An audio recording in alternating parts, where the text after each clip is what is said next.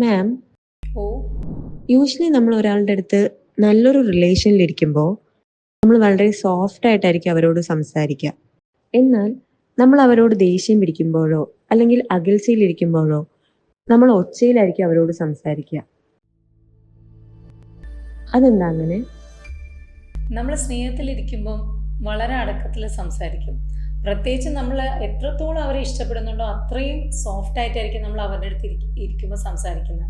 ചില രണ്ടാൾക്കാരെ കണ്ടില്ലേ, അവരിങ്ങനെ പതുക്കെ ഫ്രണ്ട്സ് ആണെങ്കിലും ഇപ്പോൾ സ്നേഹിക്കുന്ന ആൾക്കാരാണെങ്കിലും അവർ അടക്കം പറഞ്ഞിട്ടാണ് സംസാരിക്കുക. പക്ഷെ അതേ സിറ്റുവേഷൻ തന്നെ നമ്മൾ രണ്ടാൾക്കാർ തമ്മിലൊരു ആർഗ്യുമെൻറ്റിൽ എത്തുമ്പോൾ അല്ലെങ്കിൽ ഒരു ഇഷ്ടക്കേട് വരുമ്പം ഓട്ടോമാറ്റിക്കലി നമ്മുടെ സൗണ്ട് കൂടും.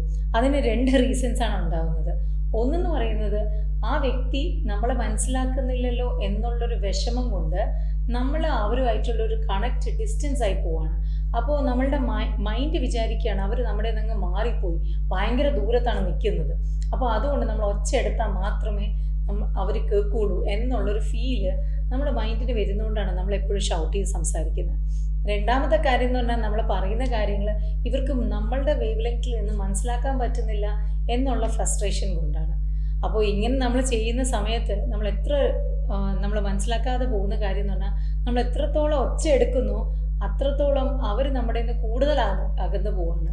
സോ ഇങ്ങനെ എന്തെങ്കിലും സിറ്റുവേഷൻ വരുമ്പം നമ്മൾക്ക് അത് കൺട്രോൾ ചെയ്യണം എന്നുണ്ടെങ്കിൽ നമ്മൾ തന്നെ കോൺഷ്യസ്ലി വോയിസ് ഒന്ന് കുറച്ചാൽ മതി.